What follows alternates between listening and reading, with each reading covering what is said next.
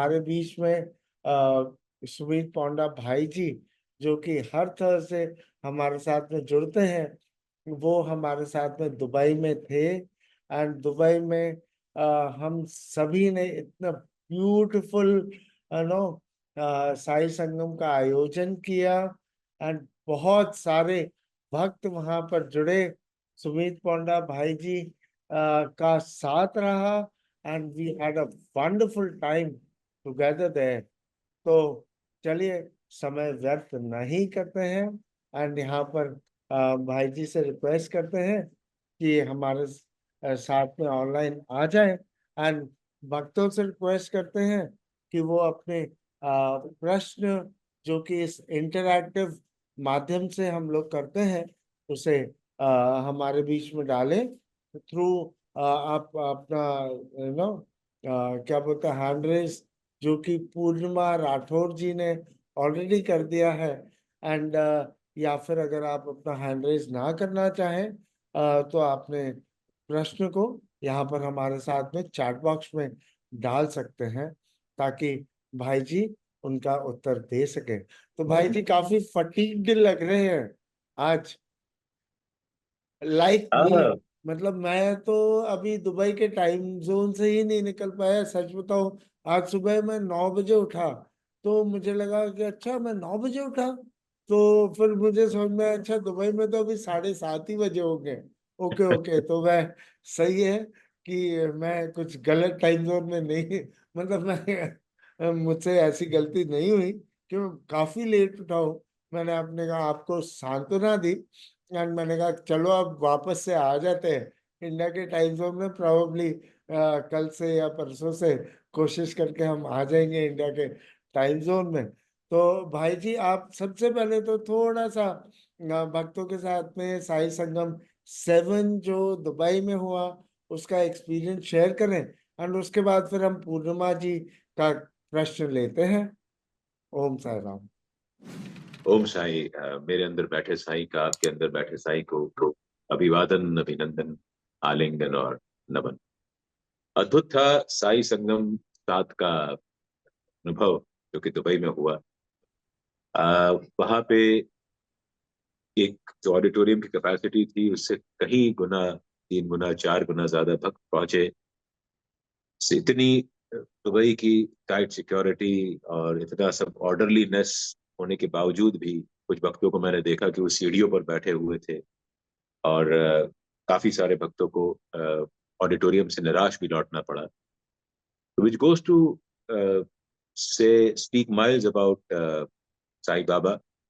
उनकी जो ख्याति है, उनका जो भक्तों का उनमें विश्वास है, चाहे उससे जगह को कोई फर्क नहीं पड़ता, चाहे वो हिंदुस्तान हो, दुबई हो, अमेरिका हो, कहीं भी हो। वहां पे भक्तों की एक्सप्रेशंस में देख रहा था।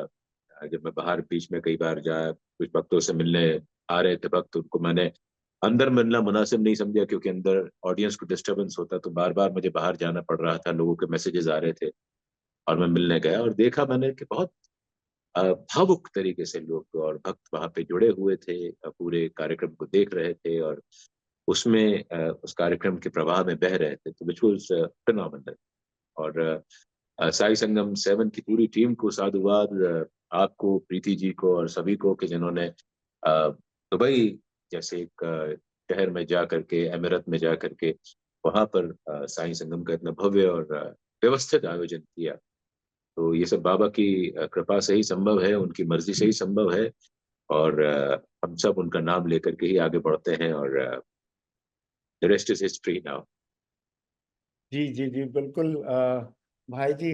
आई मीन अद्भुत तो आपने शब्द यूज कर ही लिया।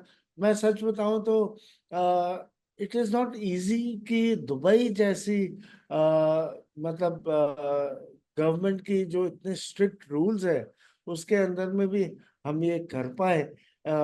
मतलब ऑडिटोरियम में कितने लोग रहेंगे, स्टेज पे कितने लोग रहेंगे, उनका आईडी, सब कुछ, इतना सब कुछ के बावजूद भी देखिए बाबा की आरती आ गई। तो मैं आप सभी को एक बार आरती देना मुनासिब समझूंगा यहाँ पर।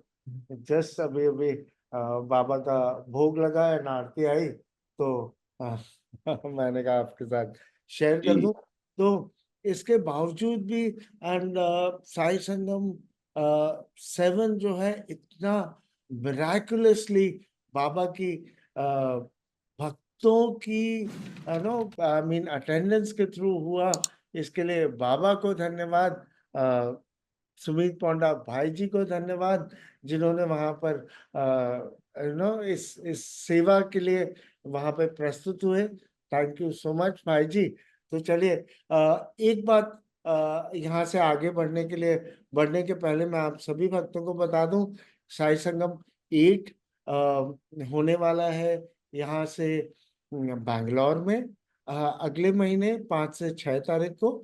एंड साई संगम 9 जो कि एक बहुत ही बड़ा मेगा इवेंट शिरडी में होने वाला है, वो है 20 से 22 नवंबर को। आप में से जो भी भक्त जुड़ना चाहे, आपका सादर आमंत्रण है। तो चलिए बस इसी के साथ आज का सत्संग शुरू करते हैं। पूर्णिमा राठौर जी को मैं रिक्वेस्ट करूंगा कि वो अपने आप को अनम्यूट करें।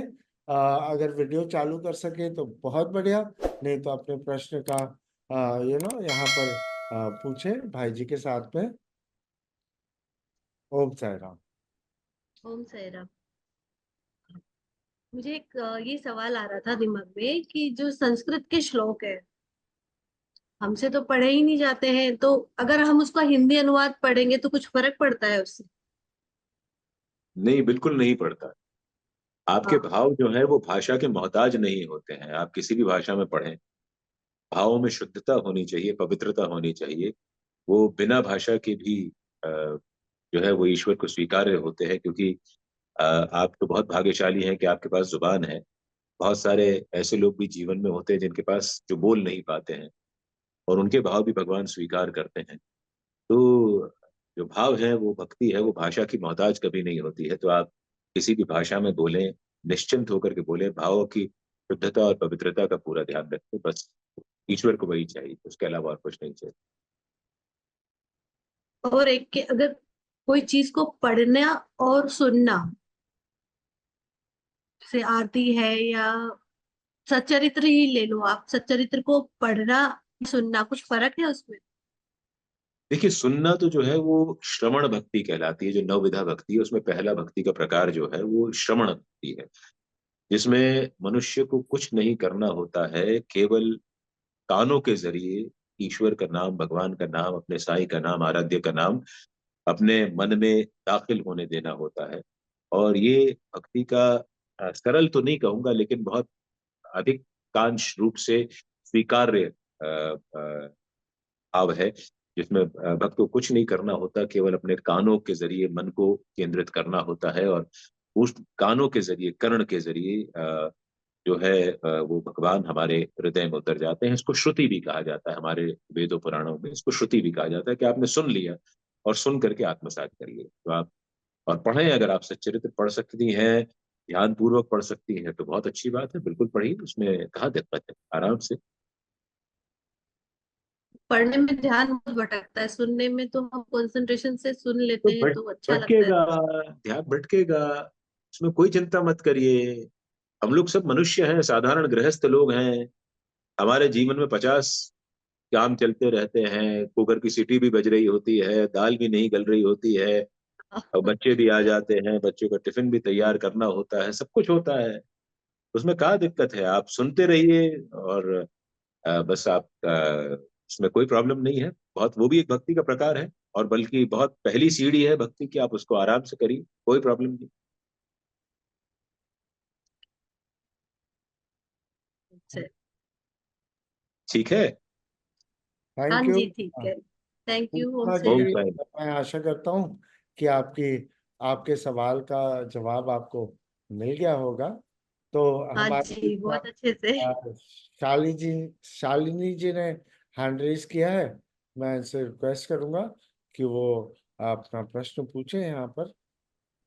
मेरा क्वेश्चन नहीं है, मेरा एक एक्सपीरियंस है उसके रिगार्डिंग कि मेरा थोड़ा सा मतलब मैं शेयर करना चाहती हूँ कि इसमें क्या इन्फ्लुएंस निकालूं। मैं एक महापारायण में मतलब ग्रुप में हूँ बहुत बहुत टाइम से। तो अभी मुझे कुछ टाइम से 5-6 मंथ से जो मेरी लाइफ में चल रहा होता है ना, जैसे अगर मैंने विष्णु सहस्त्रनाम शुरू किया है तो मेरे को जो अलॉटेड चैप्टर होता है ना, उसमें बाबा विष्णु सहस्त्रनाम बोल रहे होते हैं।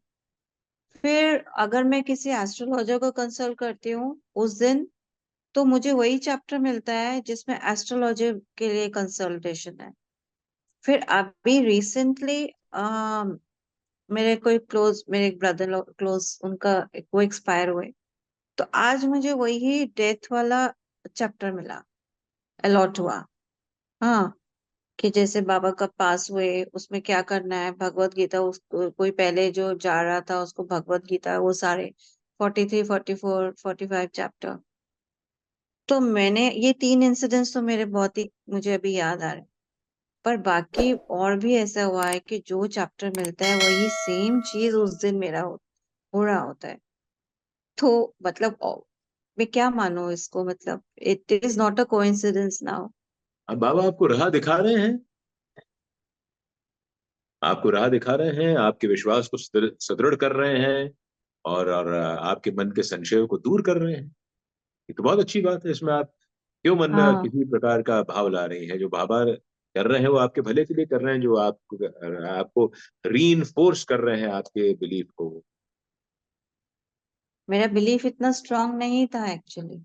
अब होने लगा ना, हाँ, बस that that is about it. हो गया काम। श्रद्धा और जो भी है, होना है। हाँ और भी होगा, और भी होगा। भरोसा होता है सबसे पहला, भरोसा फिर विश्वास में परिणित होता है, विश्वास जो है वो फिर श्रद्धा में परिणित होती है। ये धीरे धीरे इस प्रकार की सीढ़ियां बनती जाती हैं, बढ़ती जाती हैं। तो अच्छा है ना, आपकी श्रद्धा बाबा परिपक्व कर रहे हैं। पर मेरे को ना, पहले तो मुझे मैंने मेरा पहले तो मुझे विश्वास ही नहीं हो रहा था ये क्या हो रहा है। पर अभी तो मैं आदत ही हो गया मेरा अभी। हाँ, तो अच्छा है ना, आप उसको पॉजिटिवली लीजिए ना, नहीं, पॉजिटिव। मैं पॉजिटिवली ले रही। यस। हाँ पॉजिटिवली लीजिए, बाबा आपकी श्रद्धा को और मजबूती दे रहे हैं। ठीक है, थैंक यू। जी यही जी। था। जी जी, ओम साई। साई राम, साई राम। आई होप आपके प्रश्न का जवाब आपको मिल गया शालिनी जी। तो चलिए यहाँ से आगे बढ़ते हैं। विजय लक्ष्मी नरेंद्र जी ने अपना हैंड रेज किया है। मैं उन्हें रिक्वेस्ट करूंगा वो अपने आप को अनम्यूट करें, अगर वीडियो ऑन करना चाहें, जो उन्होंने कर लिया है, तो प्लीज आप अपने आप को अनम्यूट कर लीजिए। आपकी हाँ जी। ओम साई राम। ओम साई जी। दुबई का ओम साई राम, दुबई का प्रोग्राम में पूरा देखा, इतना अच्छा लगा। और मैं उड़ीसा में तो हूँ, but I saw that program. And also only I want to share, my brother is going to have a bypass surgery in 9th, 10th or 11th. So I just Sumit sir ji and Sanjay ji थोड़ा prayer करना है कैसे अच्छे से उनका जरूर, operation हो जाए। हम सबकी हम प्रार्थना है आपके भाई की शीघ्र रिकवरी के लिए।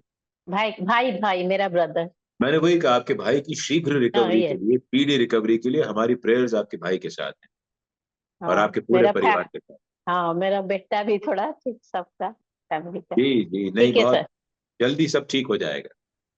सर जस्ट यू आर मैंने टाइटल आपका PONDA और PANDA पंडा नहीं, सर उड़ीसा में पांडा होते हैं हम, हाँ हाँ। पोंदार। ओ जी, यस यस, ओके PONDA, हम गुजराती होते हैं जी। Okay okay, thank you sir, जी थैंक जी। साई राम, साई राम। विजय लक्ष्मी जी आपके कम्युनिटी के नहीं है, नो सुमित पौंडा जी, क्योंकि वो पांडा नहीं पौंडा है। बट एनीवेज क्या फर्क पड़ता है इससे? हाँ नहीं क्योंकि नहीं नहीं नहीं, ये अपना लैंग्वेज का कुछ नहीं फर्क, तो सबका हमारा बिलोंगिंग है, नो प्रॉब्लम सर। कोई बात नहीं। ओम साई राम। ओम साई। ओके जी।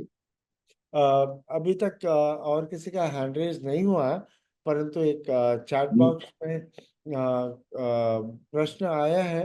वो प्रश्न है रूमा सिंह जी का। वो इम्पोर्टेंस जानना चाहती हैं कि जाप का क्या इम्पोर्टेंस होता है। जी, जाप जो है वो भक्ति का दूसरा प्रकार है। श्रवण, कीर्तन, स्मरण, पाद सेवनम, अर्चनम, वंदनम, दास्यम, सख्यम, आत्मनिवेदनम। तो पहली हमने कुछ देर पहले बात करी श्रवण भक्ति के बारे में, और ये जो आप जिसको कह रही हैं नाम जप, जिसमें हम अपने आवाज का साथ भगवान के नाम को देते हैं, वो कीर्तन कहलाता है। ये आप उसको नाम जपिए, आप उसको गाइए, आप सच्चरित्र का पारायण बोल के करिए, कैसे भी आप करते हैं, ये सारे जो है ये कीर्तन पद्धति के प्रकार हैं। और हमेशा, अब तो फिजिक्स ने भी ये चीज प्रूव की है कि साउंड इज एन एनर्जी, और energy can never be produced और it can never be destroyed. So energy only changes form. तो जब आप आपके शरीर की एनर्जी आप अपने साउंड को देते हैं, और पॉजिटिव साउंड जिसमें आप भगवान का नाम लेते हैं, जिसको आप जप कहते हैं, तो वो पूरा का पूरा आपके ऑरा को, आपके आसपास के हिस्से को, आपके आपके आपके व्यक्तित्व को सुधारने में, निखारने में मदद करती है। तो वो एनर्जी जो आप अपने आसपास के एनवायरनमेंट को देते हैं, सराउंडिंग्स को देते हैं, उससे आपके अंदर बहुत सारी पॉजिटिविटी आती है। तो ये नाम जप का एक उसका महत्व है, उसकी महत्ता है। तो आप जरूर नाम जप करिए। ये कीर्तन पद्धति का प्रकार है, भक्ति की कीर्तन पद्धति का प्रकार है। I hope I have been able to answer your question in brief and to the point. Thank you भाई। Sairam Sumit ji, thank you very much. जी ओम शांति। I wanted to know that these they have many other people, they have a certain mantra, but and they are religiously doing it. वो माला जपते हैं. How ji to do that? माला देखिए, जपते हैं. अगर हम मंत्र की बात करें तो मंत्र शब्द का अर्थ होता है मननात् त्रायते इति, यानी जो मन को तार दे, उसको मंत्र कहते हैं। अब आप लंबी चौड़ी भाषा में, संस्कृत भाषा में लंबे वाक्यों में यदि आप उन शब्दों को पिरो करके उसको आप मंत्र कहते हैं, तो आप कह सकते हैं, क्योंकि उसका भी अपना एक प्रभाव होता है। तो आप उस मंत्र का जाप करें, यदि आपके उच्चारण शुद्ध है तो वो शुद्ध आपके वातावरण को शुद्धि देगा, और यदि आपके उच्चारण अशुद्ध है तो आपके वातावरण में अशुद्धि आएगी। इसलिए बेहतर है कि जैसे भाव होता है हमारा, वाल्मीकि डाकू थे और उनको किसी ने कहा कि तुम राम राम जपो, लेकिन उनको राम राम जपना याद नहीं रहा, उन्होंने उल्टा जपा, मरा मरा मरा मरा जपा। लेकिन उनके भाव इतने सुदृढ़ थे कि वो मरा मरा जप करके भी वो वाल्मीकि संत हो गए, और उन्होंने रामायण जैसे महाकाव्य की रचना कर दी। तो आप, जाहिर है कि आपके अंदर भी यदि भाव की पवित्रता है, फिर आप उसको केवल साईं साईं जपिए, राम राम जपिए, कृष्ण कृष्ण जपिए, आप जिस नानक जपिए, जीसस जपिए, जिस नाम से आप जपना चाहें उसको जपिए। उसकी आप माला फेरिए। माला में मनके होते हैं, 108 मनके होते हैं, और जो ऊपर धागे का गुच्छा होता है उसको सुमेरु कहते हैं। 108 का हमारे उसमें बहुत महत्व होता है। वो बहुत लंबी बात है, यहाँ पे करूंगा तो बहुत सारे भक्तों के प्रश्न अनुत्तरित रह जाएंगे। हम गिनती करके माला ना जपें, मेरा ये मानना है, क्योंकि हम जिससे बेहिसाब मांगते हैं उसके नाम का हिसाब क्यों रखें। तो बेहतर है कि हम जो है वो बिना माला के ही उसको याद करें, उसका नाम जपें, और बिल्कुल उसकी चिंता मत करिए। आप जो नाम जपना हो जपिए। संस्कृत यदि आपकी शुद्ध है तो आप कोई संस्कृत में श्लोक जपना चाहती हैं, कोई मंत्र जपना चाहती हैं, तो आप करिए। लेकिन मंत्र का शाब्दिक भावार्थिक रूप यही है कि मननात् त्रायते इति, जो मन को तार दे वो मंत्र होता है। तो जब आप किसी का भी नाम लेती हैं और यदि आपके मन को शांति मिलती है, तो फिर वो आपके लिए वो मंत्र हो गया। इसको आप आराम की सरल भाषा में ऐसे ही समझ लीजिए। Thank you, Sumit ji. Sairam. Yes, I Sai have. Ram, And Sai- thank you. Sai Ram Sai Ram Sai Ram. तो हम किसी ने अभी सूर्य जी, किसी ने को चैट बॉक्स में शायद लिखा है कि शायद लाउडली नाम जपना अच्छा है या नहीं, इस टाइप का कोई मैं पढ़ रहा था। अच्छा, मैं एक्चुअली, या chanting loud is right or wrong? हाँ, मैं पिछले देखिए, चैंटिंग लाउड इज राइट और रॉन्ग, यदि आपकी भक्ति से किसी और के जीवन में खलल पड़ता है तो भक्ति फिर भगवान को भी स्वीकार्य नहीं होती है। आप जोर जोर से उसका नाम ले रहे हैं और आपके घर वालों को, आपके पड़ोसियों को, आपके इष्ट मित्र बंधुओं को उससे तकलीफ हो रही है, तो मत करिए, प्लीज मत करिए, क्योंकि उससे आपकी भक्ति जो है वो गड़बड़ा जाएगी, क्योंकि उसमें उन लोगों की बद्दुआएं आपको शामिल हो जाएंगी। तो बेहतर है कि आप इतनी ही उसकी ऑडेसिटी या उसको ऑडिबल लेवल्स उतने ही रखिए कि वो आपको सुनाई दे, आपके इर्द गिर्द वातावरण को सुनाई दे, और दैट शुड बी इनफ। बस उतना ही आप रखिए। हाँ, अगर आप अकेली हैं और आपके घर वाले भी एंजॉय कर रहे हैं, आपकी भक्ति को एंजॉय कर रहे हैं, जरूर करिए, उसमें क्या दिक्कत है, बिल्कुल करना चाहिए। भाई जी, सच्चरिता में भी इसका वो था ना कि रोहिल्ला का किस्सा आता है ना। हाँ, हाँ, उसके उसके अल्लाह के नाम स्मरण से शिरडी गांव वालों को बड़ी तकलीफ होती थी। तो तब बाबा ने बड़ी युक्ति संगत बात कही कि उसकी पत्नी जो है वो उसको बहुत परेशान करती है, और इसलिए वो चिल्ला चिल्ला करके उसकी पत्नी को दूर भगाता है। तो यहाँ से दाभोलकर जी का अभिप्राय ये निकला कि वो पत्नी है, पत्नी से तात्पर्य है उसके मन में खराब विचार आते हैं, और उन खराब विचारों को धक्का देने के लिए वो भगवान का नाम, ईश्वर का नाम, अल्लाह का नाम स्मरण करता है। और ये जाहिर बात है, बहुत बाबा ने बड़ी तर्क संगत बात हमको कही है कि जब हम हमारे मन में कलुषित विचार आते हैं और हम उस समय यदि ईश्वर का नाम स्मरण करने लगे, तो उससे उन विचारों का बल निर्बलता की तरफ बढ़ जाता है। सो हम उनको लें, बट ऐसा ना लें कि हमारे घर वाले परेशान हो जाए और आप स्वयं परेशान हो जाए, क्योंकि जब हम जोर से बोलते भी हैं तो हम थक जाते हैं, हमारी एनर्जी का जो है वो डिप्लीशन हो जाता है। तो हम अपने उसका भी ध्यान रखें, और बहुत सौम्य और अच्छे वातावरण में हम भगवान का नाम स्मरण करें। थैंक यू भाई जी। तो हम आज कैसे भूल सकते हैं कि आज टीचर्स डे है, एंड भाई जी हमारे बीच में जो है वो एक टीचर हैं। वो क- काफी एक कंसोर्टियम चलाते हैं स्कूल्स का, एंड आई एम श्योर उन्होंने आज सेलिब्रेशन भी किया होगा नो स्कूल्स में, जहाँ पर कि टीचर्स डे के सेलिब्रेशंस हुए होंगे। तो हम सभी भाई जी को प्रणाम करना चाहेंगे आज इस टीचर्स डे के दिन पर, कि साईवार भी है, हम जुड़े हुए भी हैं, एंड आप आपसे हम सभी को इतना कुछ सीखने को मिलता है। तो उसके लिए बहुत बहुत धन्यवाद भाई जी आपका। मुझे भी इन सब लोगों से और आप लोगों से बहुत कुछ सीखने को मिलता है, तो आप सब भी मेरा प्रणाम स्वीकार करें।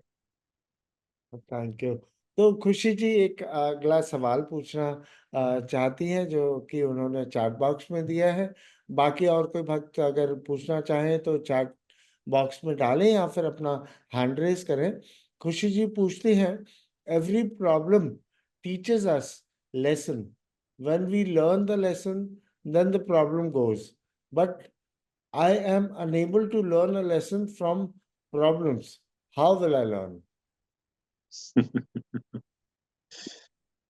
देखिए, गलती सबसे होती है, और गलती से सबक सीखना हम सबके एक जरूरी होता है, बट आपका सवाल थोड़ा सा दूसरी ओर जा रहा है, क्योंकि प्रॉब्लम्स है। अब मेरा ये मानना है खुशी जी कि ऐसी सारी प्रॉब्लम्स जो आपको मार नहीं डालती, वो आपको मजबूत बनाने आती। आप बस इतना समझ के चलिए कि जो भी प्रॉब्लम आपको खत्म नहीं कर, वो आपको आगे के सफर के लिए तैयार कर रही हैं। सो बेटर है कि आप अपने प्रॉब्लम से जो आपको सबक लेना चाहिए वो लीजिए। यदि प्रॉब्लम्स आपकी खड़ी की हुई हैं तो भी, और यदि प्रॉब्लम्स बाहरी तौर पे भी खड़ी की हुई हैं तो भी, तो आप जो है वो आपको सबक लेना चाहिए। और ये आपके आत्मबल पे निर्भर करेगा कि आप इन तकलीफों से सबक कैसे और कब लेना शुरू करेंगे। ईश्वर तो आपको प्रॉब्लम दे रहा है, वो इसलिए दे रहा है कि वो आपको आगे की यात्रा के लिए तैयार करना चाहता है। यदि आप उस उन परिस्थितियों से कुछ सीख नहीं रही हैं, तो अपने आत्मबल को केंद्रित कीजिए और उस प्रॉब्लम से जो आपको सबक मिल रहा है उसका ध्यान रखिए, और यदि आपके कर्मों से ही वो प्रॉब्लम खड़ी हो रही है तो उस सबक से आप कोशिश करिए कि आप आगे अपने लिए प्रॉब्लम ना खड़ी करें। और यदि बाहरी तत्व खड़े कर रहे हैं तो ये ईश्वर की आपके लिए मदद रूप है कि आप उन प्रॉब्लम से सीखे हुए सबक से आने वाले जो बाहरी तत्व हैं जो आपको प्रॉब्लम क्रिएट करने वाले हैं उनको आप नलिफाई कर दें, नेगेट कर दें, उनको आप निरर्थक साबित कर दें। तो यदि आप ये कर सकती हैं तो अच्छा होगा। अपने आत्मबल को, अपने मनोबल को केंद्रित करिए और अपनी परेशानियों से सबक सीखिए। ये मेरा आपसे निवेदन है।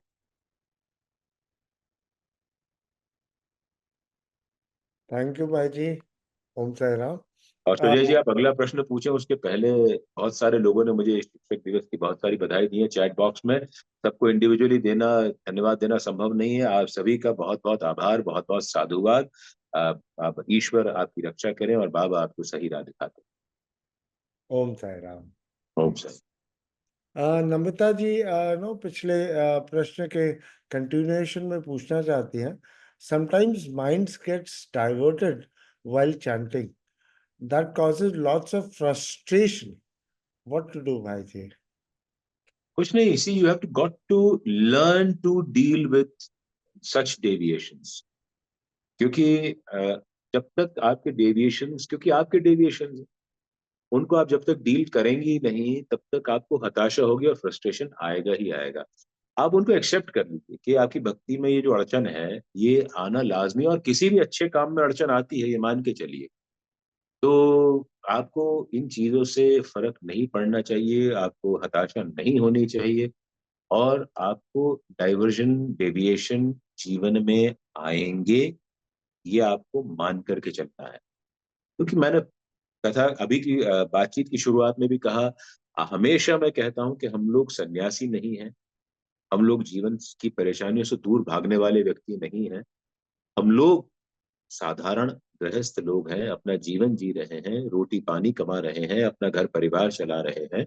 इसलिए ये सारी हमारी भक्ति के अंदर, हमारे नाम स्मरण के अंदर माला कर रहे होंगे, उस बीच में भी आपको कोई डेविएशन आएगा, मेडिटेशन कर रहे होंगे तो आएगा, और इनको आपको स्वीकार करना पड़ेगा, और उसके बाद फिर आपको लय पकड़ करके उसी राह पर आगे बढ़ना पड़ेगा कि उस चीज को आप हैंडल करिए। हैंडल करने के बाद आप अपने भक्ति में पुनः लग जाइए।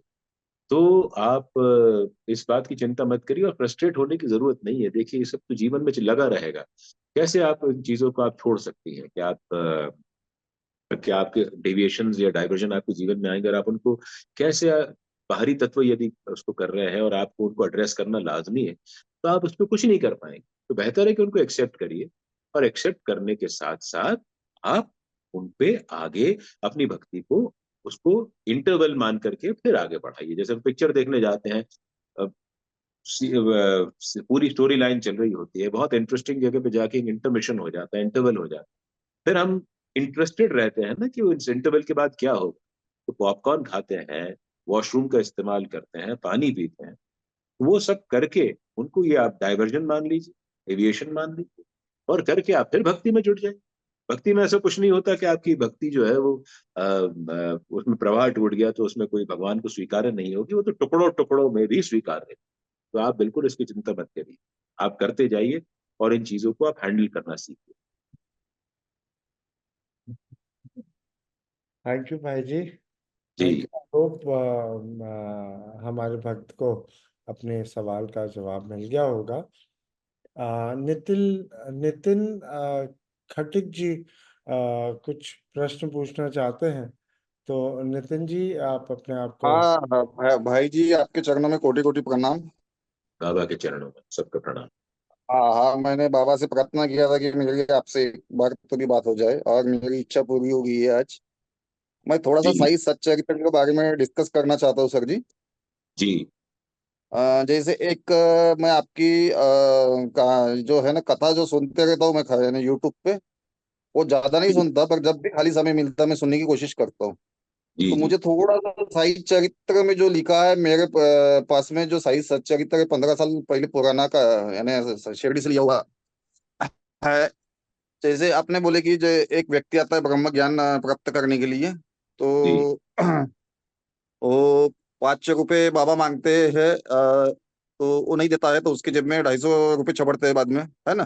जी जी तो जी। उसमें वो गाड़ी लेके आता है, गाड़ी वाले को खड़ा रखता है, फिर वो ज्यादा देर नहीं रुक सकता, यानी हॉल्टिंग भी नहीं कर सकता। ये नहीं लिखा है सर वहां पे जी सही सच्चे उत्तर में? आप जो है वो उसका पतला वाला संस्करण पढ़ रहे होंगे ना, VH ठाकुर वाला। हाँ हाँ, पुराना वाला। नहीं, वो पतला वाला पढ़ रहे होंगे ना आप, पतला वाला संक्षेपीकरण नहीं जो। सर, भाई सच्चरित्र के 2 पाठ करता हूँ मैं हर गुरुवार को। आज भी जी किया है मैंने, 4 साल से चालू है मेरा।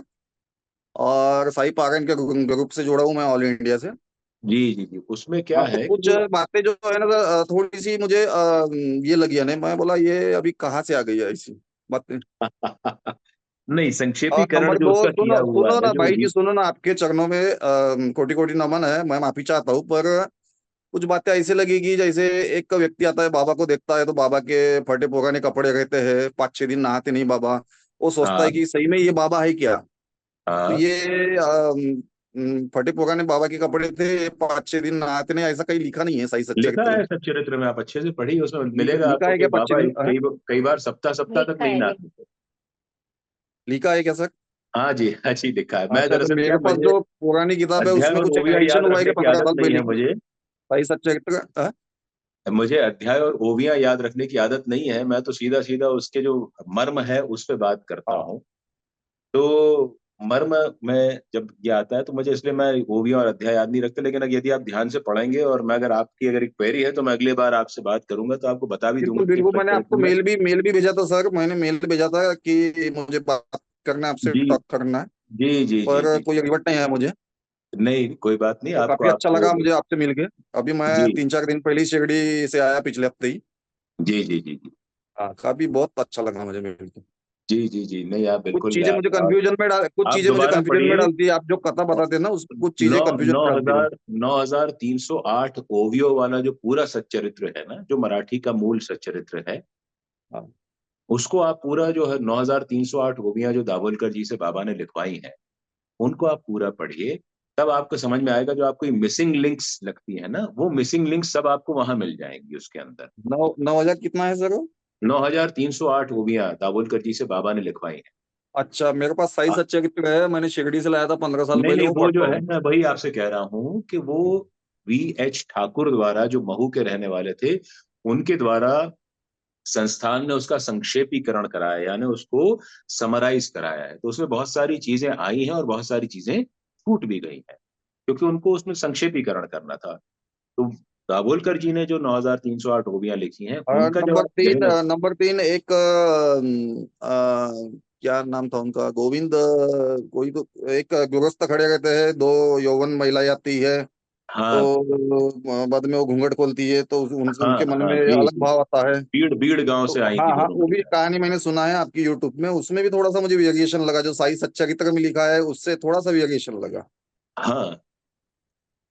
मैं अब माफी आप, चाहता हूँ, मुझे ऐसे सवाल नहीं नहीं नहीं नहीं पूछना नहीं चाहिए, पर मेरे नहीं, मन में मेरा शंका देखिए, थी, तो इसलिए मैं मैंने आपको नहीं, कोई बात नहीं, मैं पूछा। आपको बताऊं कि मैं जब बात करता हूं कथा के दौरान, तो मैं सच्चरित्र के एसेंस या मर्म पर बात करता हूं, हम उससे क्या सीख ले सकते हैं। अच्छा अच्छा। हाँ, है ना। तो हम उसमें हम सीख ये ले कि यदि दाभोलकर जी के मन में उस समय नारायण गोविंद चांदोरकर के मन में यदि उस महिला को देख करके कलुषित भाव उत्पन्न हुआ, हम्म। तो बाबा ने उसके जांग पर चकोटी काटकर उसको बताया कि आ जाओ भाई, तो समझ ले अब चीज को कि तू जिस ईश्वर कितना महिला की सुंदर है। सुंदरता को देख हाँ, करके इतना आसक्त हो रहा है, तो तू उस ईश्वर की सुंदरता में क्यों अपनी आसक्ति नहीं रखता जिसने इस महिला को बनाया है। तो वो भाव है उसका कि हमें ईश्वर में अपनी अच्छा। भाव रखना चाहिए। उसकी बनाई हुई हम ये नष्ट हो जाने वाली चीजों में नहीं, वो यदि जो अपना भाव आपने अभी जो रखेंगे। सेंटेंस बोले ना सर कि ईश्वर कितना सुंदर है, ईश्वर के प्रति आसक्ति रखना चाहिए, वो कहीं मुझे दिखा नहीं वहां पे लिखा हुआ आप सही पढ़िए, उसको अच्छे सच्चरित्र से में। पढ़िए, आप दोबारा पढ़िए उसको, आप अच्छे से पढ़िए। और मैं, अगर आपने मुझे मेल किया है तो मैं आपको उसमें से उसके एक्स्ट्रा भेज भी दूंगा, बिल्कुल भेज, यस यस यस यस, है ना। बहुत बहुत है, धन्यवाद। सारी चीजें हैं, जो भी चीजें हैं वो सच्चरित्र से बाहर की कुछ भी नहीं है। जी। अच्छा लगा आपकी क्वेरी सुन करके मुझे। हाँ, मुझे ये 3-4 जब भी मैं हाँ कुछ मैसेज आया था, जब भी मैं पढ़ता हूँ ना तो कुछ आपकी जब साई सच्चरित्र पढ़ने के बाद में आप जो कथा सुनाते हैं उसमें थोड़ा सा वेरिएशन लगता है मुझे। हाँ, थोड़ा सा 90% सेम, वेरिएशन आएगा, थोड़ा सा वेरिएशन 90% सेम आएगा, रहता है उसमें। हाँ क्योंकि सच्चरित्र की कथा को हम आज के जीवन के परिप्रेक्ष्य से जोड़ते हैं। हमारे आज की जीवन की जो परेशानियां हैं, ये जो समस्याएं हैं, दुविधाएं हैं, उनसे जोड़ते हैं। तो हम उनसे हमारी समस्याओं का, हमारी दुविधाओं का समाधान कैसे निकाल सकते हैं, ये कथा के माध्यम से बतलाया जाता है। तो आप दोनों के बीच की जो लिंक है उसको कहीं आप मिस कर रहे हैं। आप उसको ध्यान से सुनिए, ध्यान से पढ़िए, आपको ये सारी बातें श्री साई सच्चरित्र में मिल जाएंगी। नहीं, यौवन महिला वाला जो है उसका बाबा ने थोड़ा सा जो सेंटेंस बोला वो मुझे समझा के बताना बाद में पर्सनली, जी जी एग्जैक्ट क्या है उसमें। जी, बिल्कुल बता देंगे आपको। मैं थोड़ा सा आपसे डिस्कस करना चाहता हूँ सर। जी जी, जरूर जरूर जरूर वो जरूर। तीनों तीनों चारों बातें मैं डिस्कस करना चाहता हूँ, वही नहीं है। कोई बात नहीं, आप आपकी सारी दुविधाएं लिखिए, मुझे आप मेल कर दीजिए, और आपके बारे में बिल्कुल ध्यान रखूंगा कि मैं अपने अब मैं स्टाफ से थोड़ा, कह दूंगा कि अगर आपका आप मेल मुझे मुझे फोन पे भेज दें। समय दे सकते तो आपको जब समय हो जी तो जी, मैं थोड़ा जरूर फोन पे बात करना चाहता हूँ सर आपसे मैं। जरूर जरूर जरूर। अभी कहाँ, दुबई में है क्या सर आप? नहीं नहीं, मैं भोपाल में हूँ इस वक्त। अच्छा अच्छा, चलो ठीक। जी जी। साईराम नितिन जी। साईराम। हम हर थर्सडे को नो भाई जी हमारे बीच में इस सेवा को देने के लिए उपस्थित होते हैं, तो आप ज्वाइन कर सकते हैं। हर थर्सडे को यही लिंक रहता है, यही आईडी, यही पासवर्ड। आप सभी भक्तों को बता दूं कि आप सभी ज्वाइन कर सकते हैं हम सभी से। एंड यहाँ पर भाई जी के समक्ष जो भी आपके प्रश्न हो वो आप लिख सकते हैं, बोल सकते हैं, पूछ सकते हैं। तो चलिए, समय काफी कम है, 1 मिनट और बचे हैं। शारदा जी ने अपना हैंड रेज किया है, स्नेहा जी ने हैंड रेज किया है, परंतु हम उनका क्वेश्चन नहीं ले सकते। उसके पहले सोनिया जी का प्रश्न आया था, तो क्षमा कीजिएगा। आप लोगों के प्रश्न हम अगले हफ्ते लेंगे। सोनिया जी प्लीज आप अपने आप को अनम्यूट करें एंड अपना प्रश्न पूछें प्लीज। सोनिया जी। उन्होंने शायद टाइप भी कर दिया है उसको। सोनिया जी ने टाइप किया। शायद शायद। इफ़त जी ने हम सभी को नो रिक्वेस्ट किया है कि प्रे करें कि उनकी प्लम्बिंग की सेवाएं जो है वो वापस से ठीक हो जाएं। तो स्नेहा जी आप हैं नेक्स्ट। स्नेहा जी आप, मैं आपको रिक्वेस्ट करूंगा कि चलिए, बाबा की कृपा है कि हम आपसे ही आपके प्रश्न का ही भाई जी के थ्रू उत्तर जान पाए। तो ये स्नेहा जी प्लीज अपने आप को अनम्यूट कीजिए। धन्यवाद। ओम साई राम। भाई जी, हैप्पी टीचर्स डे आपको। ओम आप Sai, thank you very much. के आंसर जो आप देते हैं वो तो मुझे सेटिस्फैक्ट्री लगते ही हैं, और आप जितने भक्तों के आंसर देते हैं सब में मुझे बहुत सही गाइडेंस मिल जाता है, उसके लिए बहुत धन्यवाद। और थैंक यू। एक क्वेश्चन था साइंस और चरित्र में, जैसे बाबा ने कहा था ना श्यामा जी से कि वो कई जन्मों से उनसे जुड़े हैं, और 72 ऐसे जन्मों से, 72। से, और कई भक्तों, किसी किसी भक्तों के बारे में उन्होंने ऐसे ही कहा था। तो उसका मतलब क्या है कि साईं रूप में तो वो अब इसी बार एक ही बार आए, और वो तो परब्रह्म है, वो तो हमेशा से थे और हैं, और जितने भी लोग उनसे शिरडी में जुड़े थे सभी जरूर पिछले जन्म में भगवान की किसी न किसी रूप से जुड़े होंगे, जो कि एक ही बात है, तो तभी उनको उनके कर्मों के कारण बाबा का सानिध्य मिला। तो क्या मतलब हुआ इसका कि कई इतने जन्मों से किससे जुड़े थे वो? आप अपने उत्तर का, अपने प्रश्न का आपने स्वयं उत्तर दे दिया कि वो किसी न किसी रूप में जुड़े थे। हाँ। तो किसी न किसी रूप में हम हर जन्म में किसी न किसी रूप में हमारे इष्ट से, आराध्य से, अपने साईं से जुड़े हैं। हम इस जन्म में उनको साईं के रूप में जानते हैं। हो सकता है हमारा पिछला जन्म भी उनको साईं के रूप में जानता हो। हमारी तो अभी, बाबा ने तो 105 साल पहले देह छोड़ी, उसके पहले 60 वर्षों तक वो शिरडी में रहे, तो 165 वर्षों में तो हमारे 2-3 जन्म हो गए होंगे शायद, हम्म। ऐसा हम मान सकते हैं। हम्म। तो ये भी हो गया। इसके पहले बाबा किसी और रूप में होंगे, उनके साथ हम जुड़े होंगे, हम उनके सानिध्य में रहे होंगे। तो ये बाबा को याद रहेगा, हमको याद नहीं रहेगा कि हम किस जन्म में किस रूप में उनके साथ थे और उनका रूप क्या था, स्वरूप क्या था। तो किसी को 72 जन्म कहा, चांदोरकर जी को 3 जन्म कहा, जो धुरंधर ब्रदर्स आए उनको 60 बर्थ्स का कह दिया। तो ये बाबा की बड़ी विशिष्ट लीला है जिनका हम ओर छोर नहीं पता कर सकते। तो आप ये मान के चलिए कि हर जन्म में आप इस बात को रीअश्योरेंस ले लीजिए कि हर जन्म में साईं किसी न किसी रूप में आपके साथ हैं, थे और रहेंगे, और आपको कभी अकेला नहीं पड़ने देंगे। धन्यवाद। ओम साई राम। ओम साई ओम। थैंक यू स्नेहा जी, आपके प्रश्न का आपको जवाब मिल गया। इसके लिए हम भाई जी का बहुत बहुत आभार प्रकट कर सकते हैं। एंड जिन सभी भक्तों ने भाई जी को हैप्पी टीचर्स डे की शुभकामना दी है, मैं अपनी तरफ से भी भाई जी को happy teachers day thank you. Wish करना चाहता हूँ। एंड आप सभी के विशेष को यहाँ पर उनके सम्मुख रखना चाहता हूँ। Thank you so much everybody. तो चलिए, समय कम है एंड आगे हमें बढ़ना है। तो भाई जी, अगले हफ्ते फिर हम जी, बाबा ने चाहा तो जरूर। करेंगे कि इस सेवा के लिए आप हमारे बीच में आए।